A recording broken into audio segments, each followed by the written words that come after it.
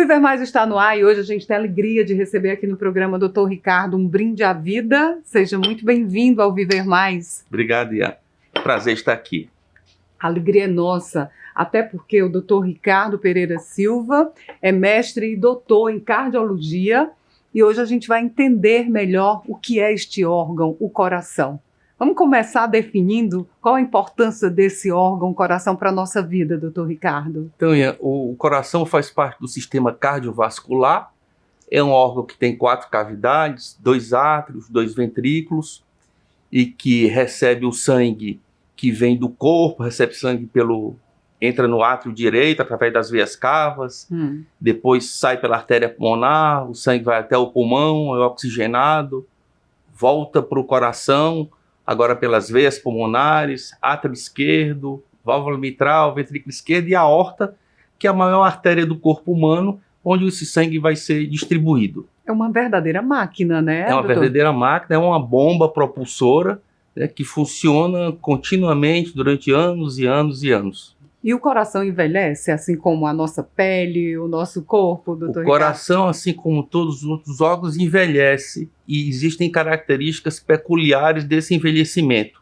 Mesmo que seja um envelhecimento saudável, ainda sem doença, uma das características do coração do indivíduo mais idoso é que ele fica mais rígido, menos distensível. Então, às vezes ele tem dificuldade, o ventrículo tem dificuldade de receber sangue que vem do átrio. Essa é uma característica quase que fisiológica no indivíduo idoso. Bom, quando o senhor diz assim que o coração, a problemática se acentua mais com o envelhecimento, doutor Ricardo, mas a gente tem conhecimento de que crianças também sofrem do coração. Como é que se justifica isso? Sem dúvida.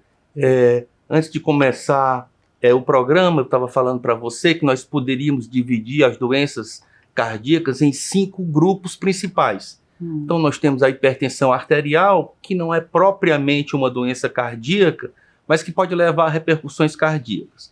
Depois nós temos as doenças do músculo do coração, são as miocardiopatias. Aí temos a doença de Chagas, aí temos o coração dilatado pelo excesso de etilismo, por exemplo. O que é etilismo, doutor Ricardo? Da ingestão de álcool, né, de bebida alcoólica, teríamos o coração dilatado. Depois temos as cardiopatias congênitas, que foi essa que você falou. Então são crianças que já nascem com problema cardíaco por problema que aconteceu durante a gravidez.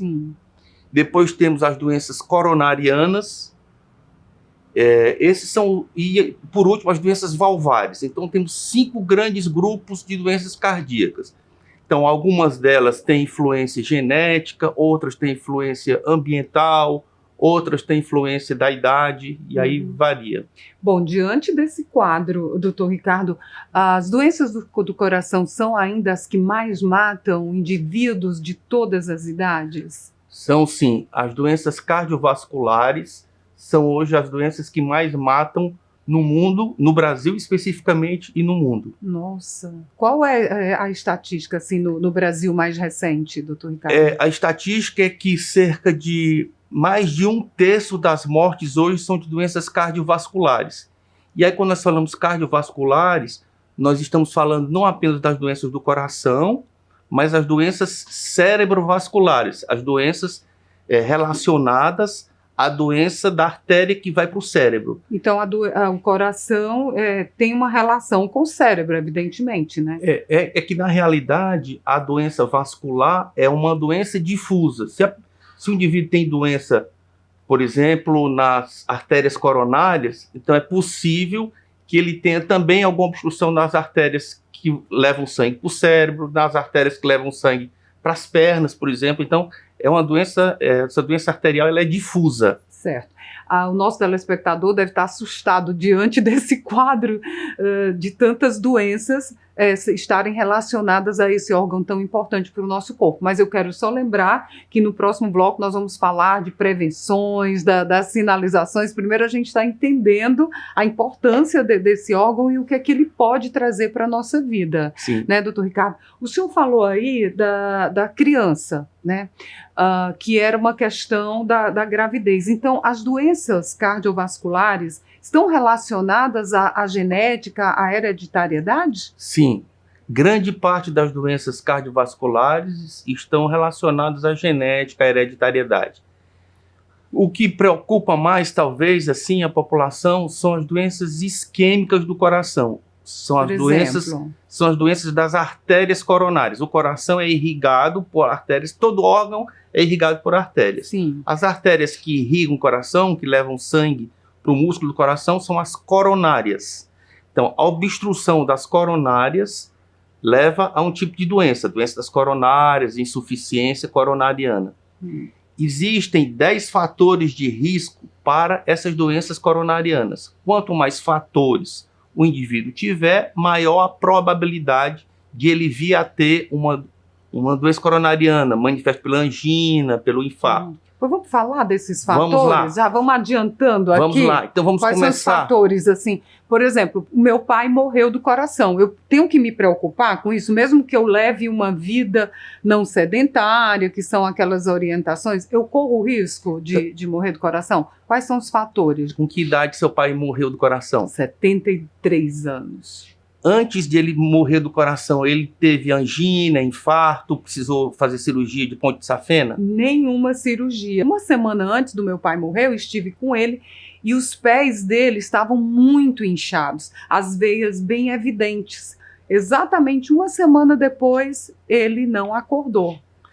Então, no caso do seu pai, que a manifestação da doença cardíaca foi depois de 70 anos de idade, nós não consideramos isso aí como fator hereditário. O que é que nós consideramos como fator hereditário? Nós consideramos como fator hereditário a doença cardíaca que aparece em parente do sexo masculino de primeiro grau, pai, irmãos, sim, que aparece antes dos 55 anos de idade. Ou em parente do sexo feminino de primeiro grau, mãe e irmãs, que aparece antes dos 65 anos de idade. Depois disso, já é a faixa etária comum de aparecer doença coronariana. Não se constitui propriamente um fator genético hereditário. Certo. Então, se não é genético, as doenças do coração elas podem aparecer por outras causas. Mas isso o senhor vai falar só no próximo bloco. Claro. E no último bloco já vamos aliviar aqui o nosso telespectador, a gente falar de como prevenir, porque é possível. Claro que sim. Não é possível, claro, doutor Ricardo? Então, Viver Mais volta já.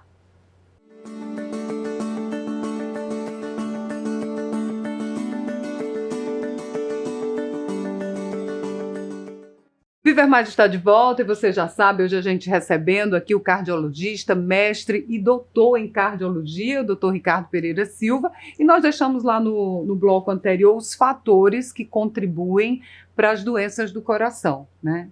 Pode seguir aí. Então, nós começamos falando da hereditariedade. Isso. E seguimos falando do sexo. O sexo masculino é mais acometido que o feminino. A probabilidade, como eu falei, é maior no homem a partir dos 55 anos de idade, a mulher a partir dos 65 anos de idade. A obesidade, o tabagismo, né, o fumo, a inatividade física, o sedentarismo, o diabetes, a hipertensão, a pressão alta e o estresse. Tudo isso contribui para esse órgãozinho dar uma acelerada e vir a ter problema. Quanto mais fatores o indivíduo tiver, maior a probabilidade de ele vir a ter doença coronariana. Agora, doutor Ricardo, eu li também que as doenças do coração, algumas, elas são silenciosas até que se manifeste. Quais os sinais? O que é que sinaliza que eu devo procurar um especialista como o senhor? Eu estou bem e tudo, mas pode não estar. O que é que sinaliza? O sinal de alerta. Tá. Então, antes de falar do sinal de alerta, vamos começar a falar da boa rotina de check-up, né? Então, sim, vamos começar a falar da pressão arterial. Então, a pressão arterial deve ser avaliada desde criança. Criança nasceu, a pressão arterial já tem que ser avaliada. Pois ela continua sendo avaliada pelo pediatra na frequência que ele achar necessário. Quando o indivíduo se torna adulto, 18 anos de idade, a partir daí a pressão arterial dele deve ser medida anualmente. Ele vai no médico, pode ser um clínico, e a pressão deve ser medida anualmente. Então, primeiro cuidado, medir a pressão arterial. Pelo menos uma vez por ano. Pelo menos uma vez por ano. Certo. O indivíduo adulto também deve fazer exame de sangue para ver o seu perfil lipídico. O que é perfil lipídico? É dosagem de colesterol e de triglicérides. Então, dosagem de colesterol e de triglicérides fundamental para uma prevenção. Certo. Fala desses fatores principais de prevenção, agora então vamos falar dos sintomas que podem fazer com que a pessoa se preocupe, pense na possibilidade. Sinal de alerta. Estar com algum problema no coração. Perfeitamente. Então, antes do sinal de alerta, vamos falar do sinal clássico e vamos falar da doença coronariana, que é a que mais mata em relação às doenças do coração. Então, a característica principal é a dor no peito. O indivíduo que tem doença coronariana, angina, infarto, então isso vai se manifestar por dor no peito. É uma dor em aperto, uma dor constrictiva, uma pressão que acontece em cima do peito esquerdo, a gente chama isso de região pré-cordial. O coração está do lado esquerdo ou é no meio? O coração está do meio para o lado esquerdo. Então tá. Do meio. O coração está nessa posição. Então a dor pode ser exatamente em cima, mais à esquerda, ou pode ser em cima desse osso aqui chamado externo. Certo. Então, se o indivíduo tem uma dor em aperto nessa região central do tórax, ou em cima do coração, e essa dor, principalmente se essa dor se irradia, se ela caminha para o braço esquerdo, para a mandíbula, para o pescoço, então nós chamamos isso de angina. É um sinal. Esse é um sinal. Esse é o sinal mais evidente, mas o indivíduo pode ter sinais mais sutis. Por exemplo, falta de ar. Um indivíduo que não tinha falta de ar, de repente ele começa a cansar quando ele faz pequenos esforços. Isso aí pode ser um sinal. Depois, desmaios também. Desmaios, existem várias causas de desmaio, desde causas neurológicas, causas cardíacas, mas o desmaio pode estar associado a algum problema cardíaco também. Então, seriam esses os principais. Fazer xixi em excesso, porque muita gente confunde com a diabetes, principalmente à noite. Também é um sinal? Então, esse fazer xixi em excesso, tecnicamente, nós chamamos de polaciúria. É o aumento da micção. E quando ele acontece à noite, nós chamamos isso aí de nictúria. Esse é um sinal que está presente numa quantidade muito grande de doenças. O diabetes é uma delas, e a insuficiência cardíaca, a dificuldade do coração em bombear sangue, pode levar a isso aí. Com relação à medicina, o que evoluiu hoje em termos de cuidados, de manter essas pessoas ainda vivas com esse órgão funcionando? Avançou muito? Avançou muito. Primeiro na prevenção, quando foi verificado que uma dieta adequada, a manutenção do peso ideal, exercício físico, pelo menos 5 vezes por semana, que pode ser uma simples caminhada, isso aí reduz bastante as doenças cardiovasculares. Então, em termos de prevenção, a compreensão disso aí ajudou muito. E em termos de tratamento, o tratamento tem evoluído bastante. O tratamento farmacológico, primeiro, as medicações que a cada dia surgem medicações novas para baixar o colesterol de uma maneira mais eficaz, mais intensa, drogas para a doença das coronárias, e depois também o armamentário para tratar o coração de uma forma invasiva. Forma invasiva, a gente diz, ou é cirurgia ou via cateterismo. Então, cada vez mais existem técnicas inovadoras utilizadas para tratar as doenças valvares via cateterismo, para tratar as doenças das coronárias via cateterismo. Transplante, né? Também transplante cardíaco, sem dúvida. O Ceará, ele se posiciona em qual qualificação quando é assunto? Porque a gente tem o Hospital do Coração, que é referência. É bom a gente está fazendo um pouco de medo aí o nosso telespectador, mas vamos também pontuar que o Ceará está preparado para tratar dessas doenças do coração? Sem dúvida. Então, pegando o transplante que você falou, o Hospital de Messejana tem uma experiência muito grande. Em alguns anos, chega a ser o centro transplantador maior do Brasil, inclusive. Olha, que boa notícia! O Hospital de Messejana? Isso. Hospital do Coração de Messejana, exatamente. Então, realmente, ele é um centro de referência, tem um serviço de emergência grande. Além desse, existe o serviço de cardiologia do Hospital Walter Cantídio, onde nós trabalhamos, né? Um hospital que é ligado à Universidade Federal do Ceará, Sim. de onde eu sou professor de cardiologia. Então, nós lá atendemos ambulatório, fazemos cirurgia cardíaca, cateterismo e principalmente pesquisa na área de cardiologia, que é o nosso diferencial atualmente, né? No Hospital Universitário Walter Cantídio, nós temos feito bastante pesquisa na área de cardiologia. E o mais interessante, doutor Ricardo, é que tanto o Hospital do Coração de Messejana como o Walter Cantídio é de graça. É verdade, né? Sim. Porque a pessoa pode estar aí com um problema do coração e diz, mas eu não tenho dinheiro para pagar uma consulta com o doutor Ricardo. E hoje, aqui em Fortaleza, a gente pode oferecer esse tipo de serviço. É muito bom a gente reforçar isso. Sem dúvida, né, isso é fundamental, Ricardo? Que nós consigamos fornecer uma medicina de qualidade na cardiologia, que é o que nós estamos falando agora, de uma forma gratuita para a população. Bom, o senhor já falou aqui na nossa conversa um pouco sobre a prevenção, mas eu creio que é muito importante a gente reforçar isso. Nós vamos dar mais puxões de orelhas aí a quem não se cuida, não vai ao médico para fazer essa prevenção. No próximo bloco a gente fala das prevenções. Combinado? Perfeitamente. Viver Mais volta já.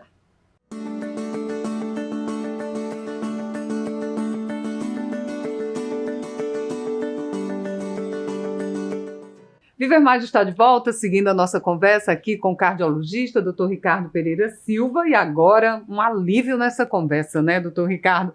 Vamos falar de prevenção, como é que a gente deve cuidar deste coração? Até rimou. Então, seria começar por manter um peso ideal. Para manter um peso ideal, você precisa ter uma alimentação saudável, uma alimentação que inclua uma quantidade grande de verdura, de fruta, que diminua a gordura saturada, né? Aquela gordura que aumenta o colesterol, que está na banha, no bacon. Que a gente diz entope as veias. Entope as artérias. A gente diz as veias, né? Pois é, a manteiga, né? Então, trocar esse tipo de alimentação por alimentação mais saudável. E com isso aí há uma redução do peso. O ideal é que o índice de massa corpórea, que eu já vou dizer como é que se calcula, opa, isso é bom, seja menor do que 25. É fácil calcular o índice de massa corpórea. Você pega o seu peso... Vamos lá, o meu peso, 66. 66. Divide pela altura... 167. Aí a gente vai precisar de uma máquina de calcular. Mas quando a gente estiver assistindo, a gente faz lá, então, né? Você pega o seu peso, divide pela altura e divide pela altura de novo. Divide 2 vezes pela altura, que na realidade é o peso dividido pela altura ao quadrado. Ou seja, o peso divide pela altura e esse resultado divide de novo pela altura. Ave Maria, matemática não é... meu juízo não assimila não, doutor Ricardo. Mas é simples. Dá para fazer, dá para fazer. Aí, então, o ideal é que fique abaixo de 25. Certo. Agora, doutor Ricardo, desculpa eu interromper, mas eu tenho que fazer logo essa colocação. Quando o senhor diz perder peso, alguém que está com excesso de peso pode estar dizendo assim, ele está dizendo que todo gordo sofre do coração. Isso, não, né, tem exceções, tem porque exceções. A pessoa pode estar acima do peso e não ter problema do coração. Claro, existe. Esse é o chamado o obeso que está metabolicamente saudável. Existe o magro metabolicamente doente e o obeso metabolicamente saudável. É bom a gente fazer essa colocação. Não é obrigado. Agora, é um dos fatores de risco, relembrando os fatores de risco, para a doença das coronárias, né? Relembrando que são 10, a obesidade é um deles. Certo. Então, falando na obesidade, além da dieta, o exercício físico. O exercício físico chega a prevenir ou melhorar a condição de 40 doenças. Nossa. 40 doenças do exercício físico pode atuar. Desde artrite, que é a inflamação das articulações, artrose, diabetes, pressão alta, e não é diferente para o coração. Então, o que se recomenda são 150 minutos de exercício por semana. 150 minutos de exercício por semana. Se você dividir isso aí por 5 dias da semana, dá 30 minutos, meia hora de exercício físico por dia. Meia hora de exercício físico por dia. Para prevenir. Para prevenir, e pode ser gratuito o exercício físico. Se o indivíduo tiver condição de ir para uma academia de ginástica, ser acompanhado por um preparador físico, melhor. Mas se ele não tiver condição, uma simples caminhada já resolve. Descer de escada, subir, né, doutor Ricardo? Principalmente subir, porque descer de escada pode acometer as articulações. A descida de escada em quem já tem algum problema no joelho, pode causar mais problema. Mas principalmente subir escada, pode descer também. Mas subir escada, se a pessoa anda de ônibus, descer 2 paradas antes do seu destino para fazer aquela caminhada. Então é relativamente fácil de prevenir, né? Isso. Doutor Ricardo, quando o senhor fala em alimentação, a gente vê os jovens hoje, eu vou aqui situar mais uma questão da minha família.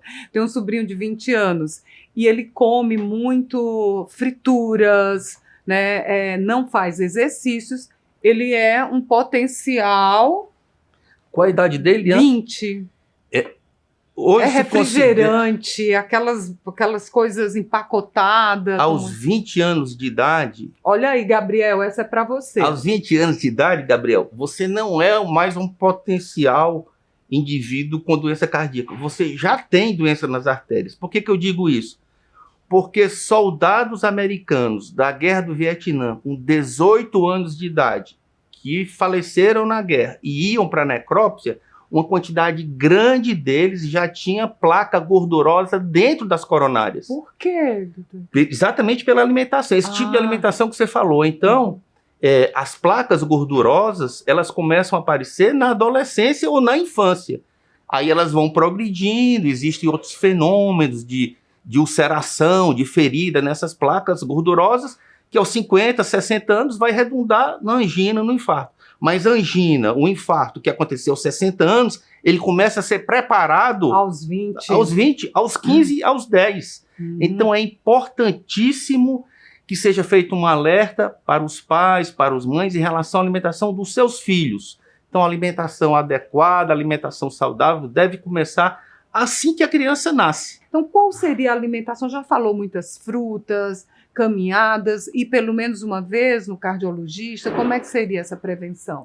A prevenção, assim, não necessariamente no cardiologista, pode ser no clínico, pode deixar para ir no cardiologista, depois que o clínico encaminhar, ou vai no clínico, ou vai no cardiologista, a primeira vez quando se torna adulto, aos 20 anos de idade, e aí, como eu falei para você, verifica a pressão e deve fazer um check-up, uma avaliação médica anual. E isso é feito lá no Walter Cantídio, doutor Ricardo? Infelizmente, pela nossa procura, que é enorme, nós não conseguimos fazer check-up no Walter Cantídio. Nós só conseguimos tratar as doenças, né? Pode ser que no futuro a gente chegue a esse patamar, mas infelizmente não dá para nós fazermos check-up. Geralmente na rede pública é difícil fazer check-up. Vai, procura um posto de saúde, verifica a pressão, isso sem dúvida. Doutor Ricardo, a gente já está aqui na reta final do Viver Mais. Quem tem ponte de safena, tem uma série de outros meios para manter o coração vivo. Além da ponte, qual é a outra coisa? Então, a ponte de safena é feita em quem tem obstrução nas coronárias, quem tem doença das coronárias. De uns anos para cá, para você tratar essas doenças das coronárias, você pode tratar através do cateterismo. Então, o cateterismo é um procedimento em que você usa um catéter, daí o nome cateterismo. Esse catéter é introduzido numa artéria do braço ou numa artéria aqui da região inguinal. Ele caminha até o coração, até as coronárias. Então, primeiro, ele é um procedimento diagnóstico. Ele mostra se há obstrução nas coronárias. Mas ele pode ser um procedimento terapêutico, ele pode tratar. Como? Pode-se dilatar essa artéria, um procedimento chamado angioplastia.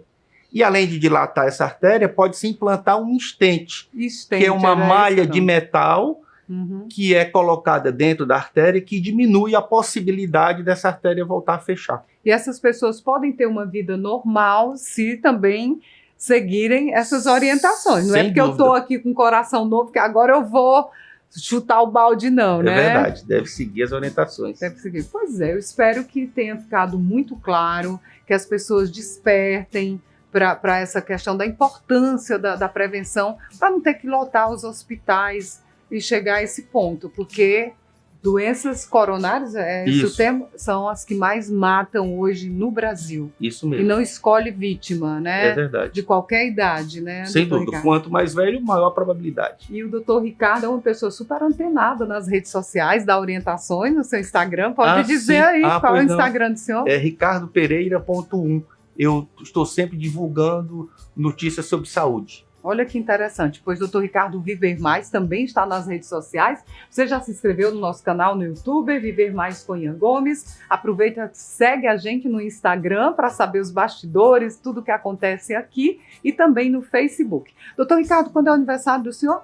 1º de janeiro. Ah, capricorniano? Isso. Eu também sou capricorniana. O Pedro Lima, o presidente do Grupo Três Corações, mandou um presente aqui para o senhor. Ah, muito obrigado. Café não faz mal não, né? Não, café faz bem. Café faz bem, olha aí, para tomar um cafezinho. Muito obrigado, Ian. Muito obrigado.